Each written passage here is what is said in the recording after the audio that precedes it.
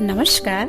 मैं श्रीमती रजनी शर्मा रायपुर छत्तीसगढ़ से अपनी कहानी जिसका शीर्षक है कागद मसी धरिया गोपाल के साथ आपके समक्ष प्रस्तुत हूँ। कहानी का शीर्षक है कागद मसी धरिया गोपाल।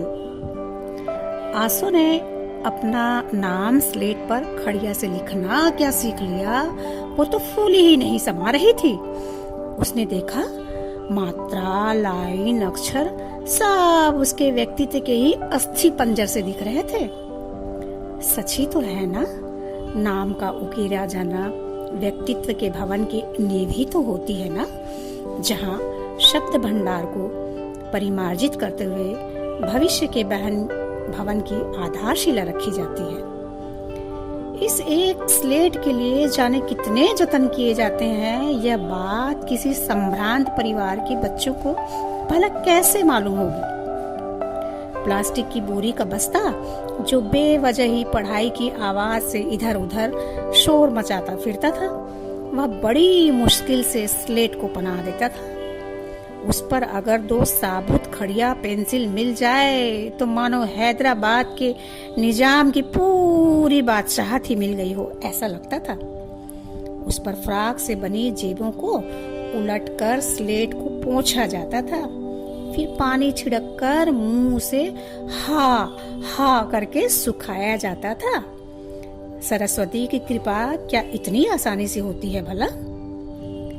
घनी अमराई के पहले ही वह प्राथमिक शाला थी, जहाँ के प्रांगण के पेड़ के नीचे पाठ विद्या का संचालन होता था।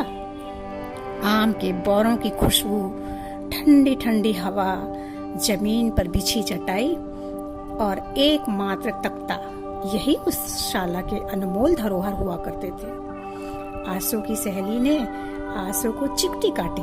देख, काला चीटा कैसे पेड़ पर चढ़ रहा है और चढ़ने की कोशिश में गिरने के बाद कैसे जमीन में लुढ़कता ही जाता है।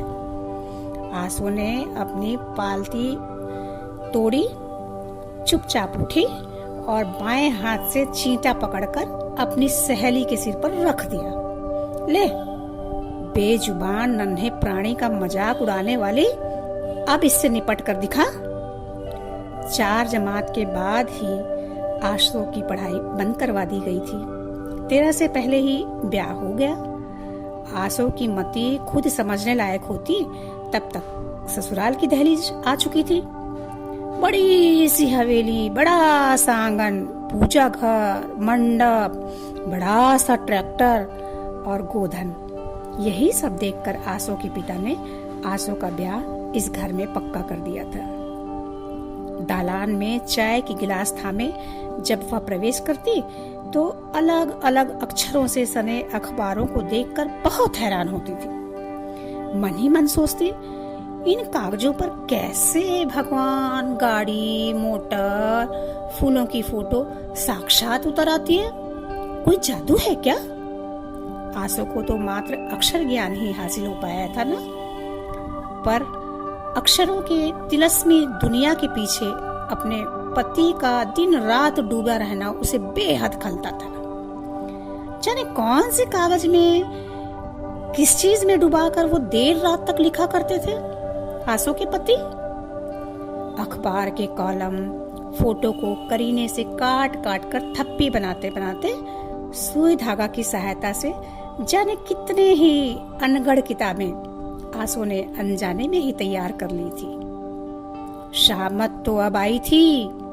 पूजा घर में ठाकुर की मूर्ति के पीछे उसने ये किताबें छुपा कर रखी थी, जो कि देहाती दर्जी आसो के द्वारा तैयार की गई थी।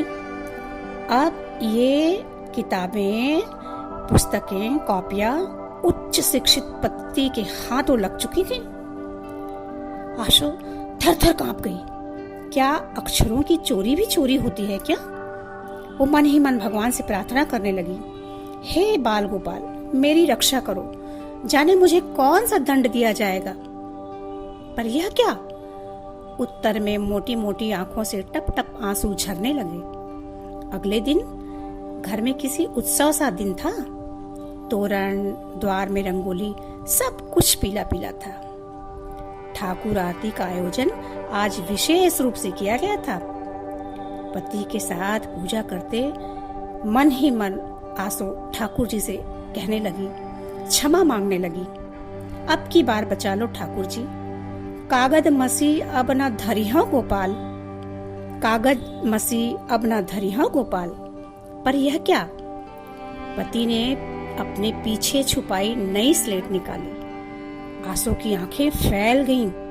कैसी गोरी चौखट थी उस नई स्लेट की।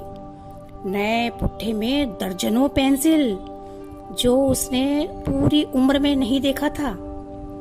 अब मंत्रोच्चारण के साथ पति ने आसो का हाथ पकड़ा और पहला अक्षर ज्ञान पुनः कराया। स्लेट पर मानो अक्षर दपदपा उठे। लिखा था आशा। आसो के स्थान पर आशा। नई कॉपी, पेन भी नई, पेंसिल भी नई। आसो अब आशा बन चुकी थी। पति के स्नेहादिग्ध वाली स्याही से उसके मन के भय का सारा मसी यानी कि स्याही, जो भय के कारण स्याह था, वह अब मिट चुका था। वह मन ही मन बुदबुदाती जा रही थी। अब कागद मसी धरिहा गोपाल, कागद मसी धरिहा गोपाल। धन्यवाद।